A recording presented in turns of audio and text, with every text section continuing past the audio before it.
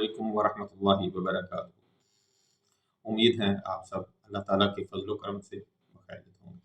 मेरा आज का व्लॉग टच मी नॉट, मैं रिपीट करूंगा, touch me not. Touch me not Pakistan ने क्यों कहा, आइए हम इसका बैकग्राउंड देखते हैं। मैं मोहम्मद फारूक भट्ट थिंक पैटर्न से आपकी खिदमत में अपना एक तज्जिया लेकर हाजिर हुआ हूँ।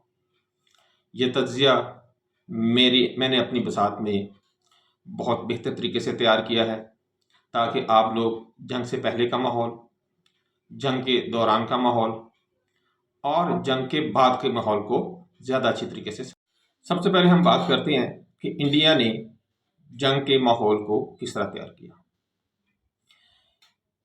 पहलगाम में हमला आप जानते हैं कि ये इसका खुद साख्ता हमला था।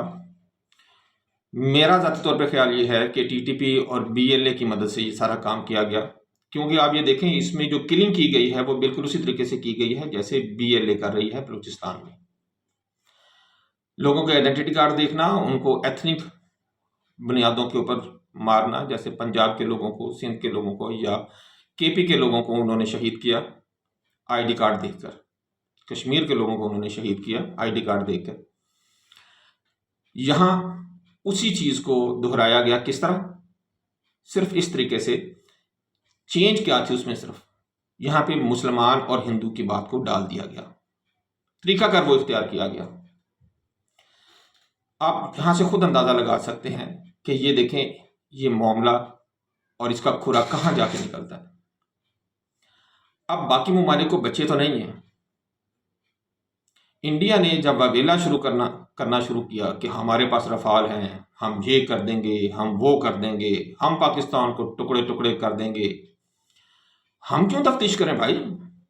हम क्यों तफ्तीश करें?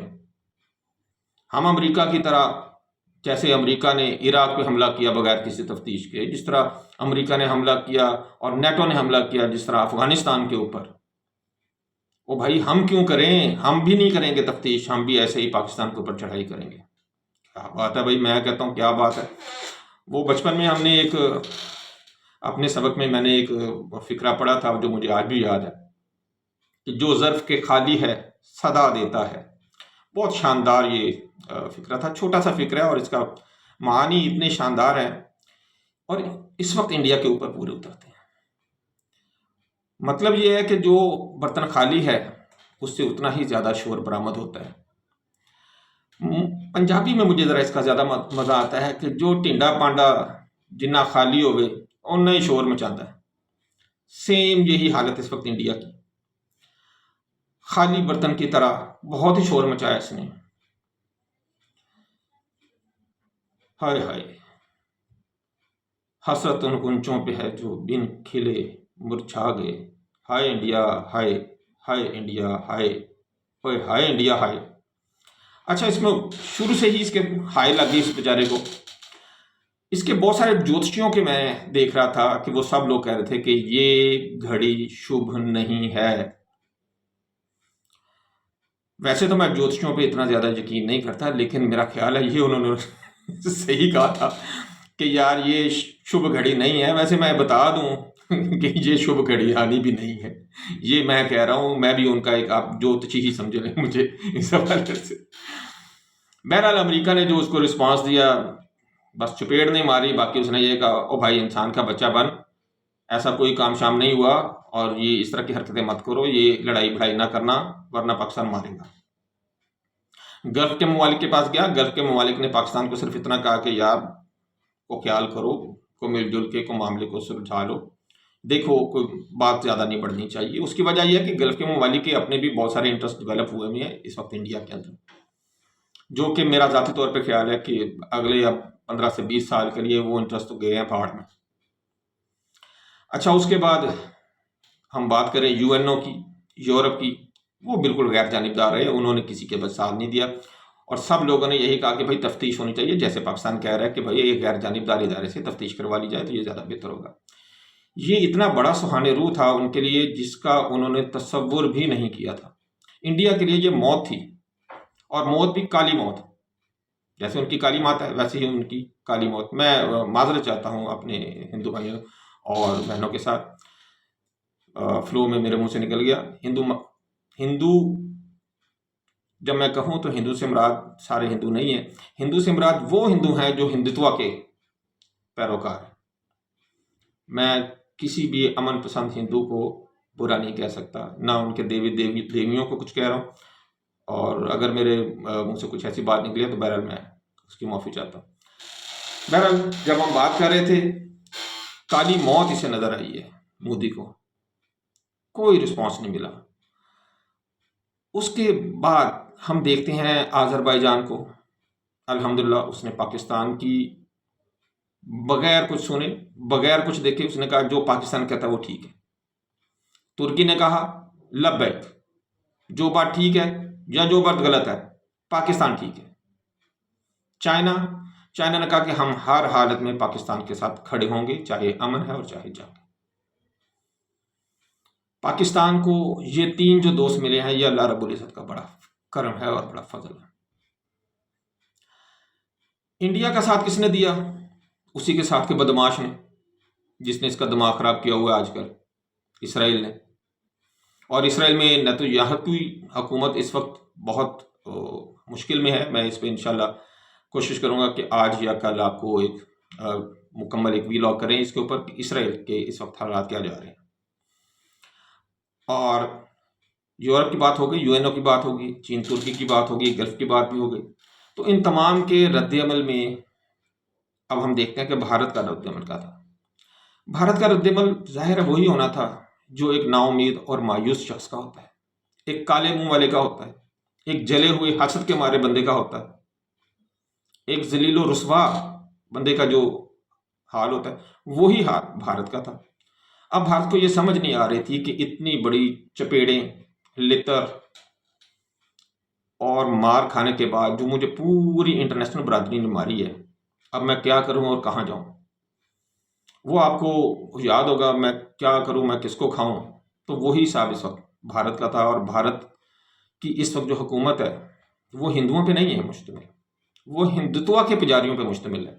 जो आरएसएस और बीजेपी के लोग हैं ये हिंदू नहीं है, आप ये बात याद रखें, ये हिंदू नहीं है, ये हिंदुत्व के पुजारी हैं। और दुनिया के रद्दअमल से मायूस होकर इंडिया ने क्या किया कि उसने पाकिस्तान पर हमला कर दिया। इसे हम कहते हैं हिंदुस्तान का पहला हमला। हिंदुस्तान का पहला हमला इसने MiG-29, Su-30, राफेल, मिराज 2000 तमाम तैयारों को उतारा। अच्छा, मजे की बात है वो तेजस वो पता नहीं तेजस कहाँ गया इनका, वो नहीं लेके आए। हम भी देखते कि यार वो JF-17 के मुकाबले में रोज ये बकवास करते हैं कि हमने एक समोसा बनाया, तो हम यार वो समोसा भी जरा चख के देख लेते। अफसोस ये लेके नहीं आए, वरना इंशाल्लाह हमारे शाहीनों ने वो भी तल देना था और बगैर तेल के। चले बहरहाल नहीं आया तो अच्छा ही हुआ, खास कम जहां पाक।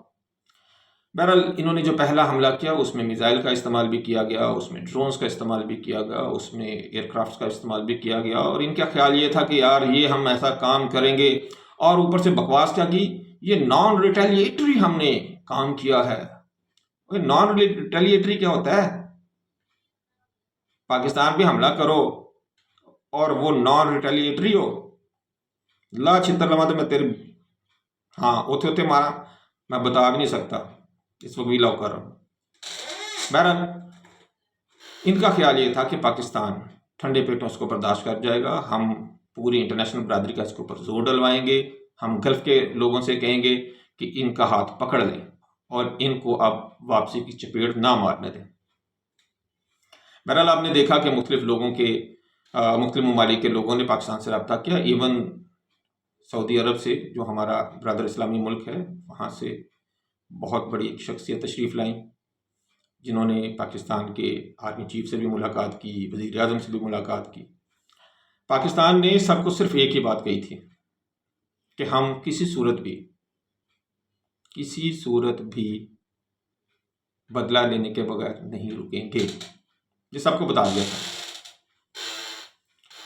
बहरहाल पहला हमले के बाद इनका कॉन्फिडेंस लेवल थोड़ा सा बढ़ गया। हालांकि उस पहले हमले में पाकिस्तान ने इन्हें 5 जहाज मारकर ये बता दिया था कि यार जब हम चपेट मारते हैं तो वो ज़रा ज़ोर से लगती है। 3 रफाल गंवाकर, 1 SU-30, 1 MiG-29 को गंवाकर भी इनको सुकून नहीं आया था। पाकिस्तान ने क्योंकि ये सिर्फ रद्द अमल में काम किया था, अपने दिफा में काम किया था, हमला तो नहीं किया था, तो इनका ख्याल ये था कि यार किसी तरीके इसको प्रवोक करें और हम किसी बड़ी जंग में जाएं, ताकि एक बड़ी जंग होगी तो पाकिस्तान डर जाएगा, और पाकिस्तान जब डर जाएगा तो हम पे हमला करने की पोजीशन में नहीं आएगा।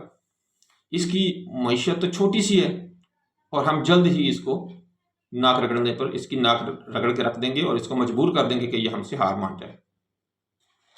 बहरहाल अल्लाह रब्बुल इज़्ज़त भला करे, आर्मी चीफ जनाब सैयद आसम मुनीर साहब का कमाल कर दिया उन्होंने जो काम किया अल्लाह रब्बुल इज़्ज़त का नाम लेकर किया। यही वजह है कि वो मुल्की शैतानों और गैर मुल्की शैतानों सब पर हावी हैं। अल्लाह ताला उनकी भी और पाकिस्तान की भी हिफाजत फरमाए। खैर, इन्होंने जब वो कहते हैं ना गीदड़ की मौत आती है तो वो शहर का रुख करता है, इन्होंने रफ़ीकी बेस शोरकोट पे हमला किया, इन्होंने चकवाल में मुरीद बेस पे हमला किया, और सबसे बढ़ के इन्होंने चकलाला पर हमला कर दिया। पाकिस्तान को इस हमले के इंतज़ार में तो बैठा नहीं था। पाकिस्तान ने तो अपना एक सिलसिलाकार पहले ही डेवलप करके रखा हुआ था कि हमने क्या करना है। उसी बेस पर पाकिस्तान ने सुबह फजर की नमाज अदा की गई। पाकिस्तान में जनरल आसिम मुनीर ने एक लंबी दुआ करवाई, मिसाइलों पर शुहदा के नाम लिखे गए और अल्लाह रब्बुल इज़्ज़त का नाम लेकर ये अल्लाह के दुश्मनों पर फायर कर दिए गए। मिसाइल फायर करने के साथ ही ड्रोन्स का हमला किया गया, उनके सारे सिस्टम को इंगेज कर दिया गया और देखा गया कि इनकी एयर डिफेंस बैटरीज कहाँ कहाँ पर मौजूद हैं। जाहिर है जब इधर से मिसाइल भी जाएंगे, यहाँ से ड्रोन भी जाएंगे, तो क्या होगा, लामहला वो क्या करेंगे, इनको रोकने के लिए अपना एयर डिफेंस सिस्टम, अपनी एयर डिफेंस शील्ड यूज़ करेंगे। उसी में इनका जो सिस्टम था वो SU-400 था, जो इन्होंने सोवियत यूनियन से लिया हुआ है। अब सोवियत यूनियन ने इनको भी दिया है तो चाइना को भी दिया हुआ है। पाकिस्तानी पिछले काफ़ी महीनों से चाइना में जाकर SU-400 सिस्टम या S-400 सिस्टम जो है इसके ऊपर मशकें कर रहे थे और वो देख रहे थे कि इसकी कौन कौन सी ऐसी बातें हैं जिनसे हम फ़ायदा उठा सकते हैं।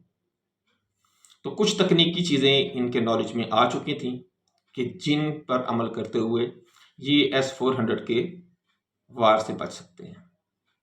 और आप ये देखें, पाकिस्तान ने मिसाइल फेंके, ड्रोन फेंके, उनको इन्वॉल्व किया, इन्वॉल्व करते ही फिर JF-17 के साथ सुपरसोनिक मिसाइल्स उन पे लाते, और कुछ मिनटों के अंदर अंदर इससे पहले कि S-400 जवाब देने के काबिल होता, उसको मौत की नींद सुलाती है।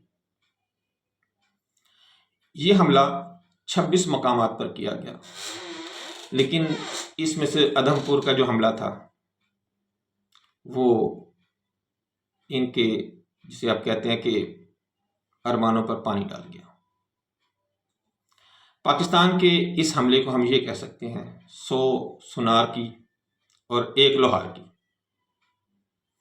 ये ठुक ठुक ठुक ठुक ठुक ठुक करते रहे और पाकिस्तान ने एक ही दफ़ा ठा करके इनकी ठा फा कर दी। बहरहाल जलील तो इसने होना ही था, ज़रा जल्दी हो गया। अब जब S-400 इनका काम नहीं किया तो दौड़े अमेरिका की तरफ, हाय हमें बचा लो, हाय हमें बचा लो, हाय हमें बचा लो। फौरी तौर पर अमेरिका के पास गए। पाकिस्तान ने अमेरिका को पहले ही, आपको याद होगा, शुरू में कहा था कि यार हमको लड़ने के लिए थोड़े आए हैं, हम तो अमन चाहते हैं, हम तो ये चाहते हैं कि लड़ाई हो ही ना। अगर ये आज मान गया तो चलो इससे ज़रा बात करके देख लो, लेकिन हम तब तक बात नहीं करेंगे जब तक ये नाक नहीं रगड़ देता। अमेरिका ने हालात की नज़ाकत को देखते हुए फौरी तौर पर गल्फ ममालिक के साथ भी रब्ता किया, तुर्की के साथ भी रब्ता किया, फिर सब ने पाकिस्तान के साथ जब रब्ता किया तो पाकिस्तान ने कहा चलो यार, अगर आप सब लोग गारंटी देते हो, वैसे तो बनिए की गारंटी नहीं है, जब आप इतने लोग कह रहे हो तो चलो हम आपकी बात मान के देख लेते हैं, हम अपने तौर पर तैयार रहेंगे, क्योंकि इस गधे पे तो हमें एतबार नहीं है, तो सीज़ फायर हम कर लेते हैं। तो पाकिस्तान ने इस हवाले से सीज़ फायर कर लिया। इंडिया के जो मकासद थे इसके पीछे वो ये थे कि ये अमेरिका तो खैर पूरी दुनिया का इस वक्त थानेदार है, तो ये चाह रहा था कि यार किसी तरीके मैं ये बरसगीर पाको हिंद का या सब कॉन्टिनेंट का, जिसमें बांग्लादेश, नेपाल, भूटान और जिसमें बर्मा, पाकिस्तान शामिल है, यहाँ पे एक मैं ज़रा चौधरी बन जाऊँ, मेरे ज़रा टोर शोर हो, मैं यहाँ का नंबरदार बन जाऊँ। हाय हाय, क्या मैं कहूँ इन्हें। अपनी तरफ से ये एक न्यू नॉर्मल यहाँ पे स्टेज डेवलप कर रहा था कि जब भी कोई भी वाकया हो या ना हो, ये खुद कुछ वाकया स्टेज करे और जब दिल करे पाकिस्तान को आके 2 थप्पड़ रसीद कर दे। लेकिन पाकिस्तान ने इनका वो हाल किया कि ये सारी ज़िंदगी भी अब दोबारा ये सोचेंगे नहीं। इसी तरह जब हम इससे आगे चलते हैं, अल्हम्दुलिल्लाह न्यू नॉर्मल इसने क्या यहाँ पे इस्टेब्लिश करना था, उल्टा पाकिस्तान ने एक न्यू नॉर्मल इस्टेब्लिश कर दिया, और जिसमें पाकिस्तान ने बताया कि ये दोबारा इस तरह की काम करने की अगर तुमने हरकत की तो आज तो हमने 26 मकामात पे किया, तो अगले दफ़े ये 260 भी हो सकते हैं और होंगे भी पिन पॉइंट। आप खुद देख लें कि 26 के 26 मकामात में सिविलियन कैजुअलिटीज़ ना होने के बराबर है, और इतनी एक्यूरेसी है कि पिन पॉइंट एक्यूरेसी के साथ इनके तमाम फौजी मकामात को निशाना बनाया गया। और पाकिस्तान की तरफ से भारत को एक क्लियर पैगाम मिल गया है कि आइंदा पुलवामा, उड़ी और पहलगाम नहीं चलेगा, बहुत मार पड़ेगी और आप अच्छे बच्चे बन के रहना। इसके साथ जो एक इफेक्ट आया है इस वक्त पूरे इलाके में, श्रीलंका और नेपाल के अलावा बांग्लादेश जो किसी ज़माने में थोड़ा दब के रहते थे, अब वो भी सर उठा के इसको चपत रसीद करेंगे, कोई नहीं डरेगा अब इससे। और इसकी 7 सिस्टर्स वाली रियासतें और उसमें जो इस वक्त शदीद किस्म की शोरश बरपा है, जिसमें मिज़ोरम है, मेघालय है, आसाम है, मणिपुर है, यहाँ शदीद किस्म की बगावतें जन्म पहले ही ले चुकी थी और अब वो मज़ीद तेज़ होंगी, क्योंकि उन्हें पता लग गया है कि ये बदमाश अब खोखला बदमाश है, इसके पल्ले कख रह नहीं गया, और अब खालिस्तान भी मुझे बनता हुआ नज़र आ रहा है और कश्मीर की आज़ादी भी मुझे बहुत करीब नज़र आ रही है। और आप देख लें, आज अपने बयान में ट्रंप ने कश्मीर का जिक्र भी कर दिया है, और उस कश्मीर के जिक्र करने से मौत पड़ी हुई है इस वक्त इंडिया को, कि कश्मीर तो हम कहते थे ये 2 तरफा मामला है, ये अब दुनिया की स्टेज पर हर बंदे के मुंह के ऊपर कश्मीर कश्मीर आना शुरू हो गया। और पाकिस्तान ने ये बड़ा अच्छा किया है जो शिमला मुआहिदा को ख़त्म कर दिए, और इस पर पाकिस्तान को कायम रहना चाहिए, और जिस कदर ज़्यादा हो सके, जब भी हो सके, आहिस्ता आहिस्ता हर दफ़ा कश्मीर के कुछ हिस्से पर कब्जा करता जाए। बहरहाल पाकिस्तान को क्या करना चाहिए, हमें अब इस पर गौर करना है। हमें सबसे पहले तो अल्लाह ताला का शुक्र अदा करना चाहिए जिसने हमें इज़्ज़त बख्शी, जिसने अपना फजल किया, अपना करम किया और इतने मक्कार और अय्यार दुश्मन को ज़ेर किया, और अल्लाह ताला ने हमें फ़तह नसीब फरमाई। हमें अपने घोड़े, अपने तीर आने वाले वक्त के लिए पहले से ज़्यादा बेहतर तैयार करने चाहिए। हमें अपनी इस्तेदाद कार में और बेहतरी लानी है, हमें अपनी महारत में और बेहतरी लानी है, हमें अपने हथियारों में और बेहतरी लेके आनी है, हमें सफारती तौर पर और ज़्यादा बेहतरी लेके आनी है। तमाम मैट्रिक और मैट्रिक के बाद की किताबों में कश्मीर को प्रॉपर एक सब्जेक्ट के तौर पर पाकिस्तान को चाहिए कि मुतारफ़ करवाया जाए। अगर सब्जेक्ट नहीं आप कर सकते तो कम से कम इसके जो पूरे जो लेसन्स हैं, जो चैप्टर्स हैं, वो अलग से बनाने चाहिए।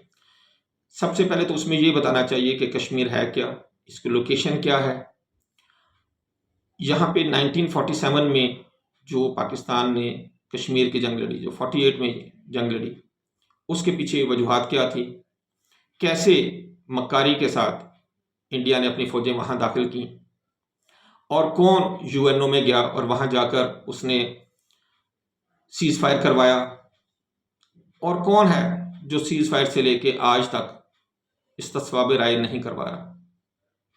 ये खुलकर बताना चाहिए। मेरा ज़ाती तौर पे ख्याल है कि डिजिटल कैंपेन हमें पूरी दुनिया में चलानी चाहिए। डिजिटल स्क्रीन जो हैं वो हर मुल्क के दारुल हुकूमत में हमें मुख्तलिफ गाड़ियों पर लगाकर और उसके ऊपर अपनी प्रेजेंटेशन शो करनी चाहिए। उसमें हमें वो तस्वीरें दिखानी चाहिए, वो क्लिप्स दिखाने चाहिए जिसमें नेहरू जाकर खुद ये कहता है कि जनाब हमें बख्शें और यूएनओ इसमें दखल दे, हम इस्तिस्वाब राय करवाएंगे। याद रखें, सियासी तौर पर हम कश्मीर का उस तरह नहीं दिफा कर पा रहे जिस तरह हमें करना है। जैसे हमने मीडिया में, सोशल मीडिया पर, मेन स्ट्रीम मीडिया में जलील किया है ना इसको, इंडिया को, अब हमें डिजिटल मीडिया का इस्तेमाल करते हुए पूरी दुनिया में तमाम दारुल हुकूमतों में अपनी प्रेजेंटेशंस देनी चाहिए। आम पब्लिक को प्रेजेंटेशंस देनी चाहिए कि ये कश्मीर का मसला क्या है। जब आम पब्लिक इससे आगाह होगी तो आहिस्ता आहिस्ता उनकी हुकूमतों के ऊपर भी इसका असर आना शुरू होगा। फिलहाल तमाम हुकूमतें जो हैं वो डरती हैं कि यार हमारे इनके साथ माली मफादात वाबस्ता हैं, तो चलो छोड़ो, रहने दो पाकिस्तान को, चलो यार कर लेंगे, अभी कर लेंगे, कल कर लेंगे। और भाई अभी कर लेंगे कल कर लेंगे वाली बात नहीं है। पूरी दुनिया को असल चीज़ को आप बताएं और ख़ुद बताएं, और तमाम सफारतकारों की जिम्मेदारी लगाएं। वो स्कूलों में, कॉलेजों में, यूनिवर्सिटीज़ में, दफ्तरों में, हर जगह पे जाके इस चीज़ की कंपेन करें। इसी तरह पाकिस्तान में हम आपस में इत्तेहाद व यगानगत का मुजाहरा करें और इंडिया को ये बताएं कि हम सब लोग एक सीसा पिलाई हुई दीवार है, हम बुनियानुम मरसूस हैं। अल्लाह ताला आप पर, मुझ पर और हम सब पर अपना करम फरमाए, अपना फजल फरमाए और अपनी मेहरबानियाँ फरमाए, अपनी आफियतें हमें नसीब फरमाए, हमें दुनिया और आखिरत दोनों की कामयाबी नसीब फरमाए। अल्लाह ताला आपका और मेरा, हम सब का हामी नासिर हो। नस्रुम मिनल्लाहि व फतहुन करीम। वस्सलामु अलैकुम व रहमतुल्लाहि व बरकातहू।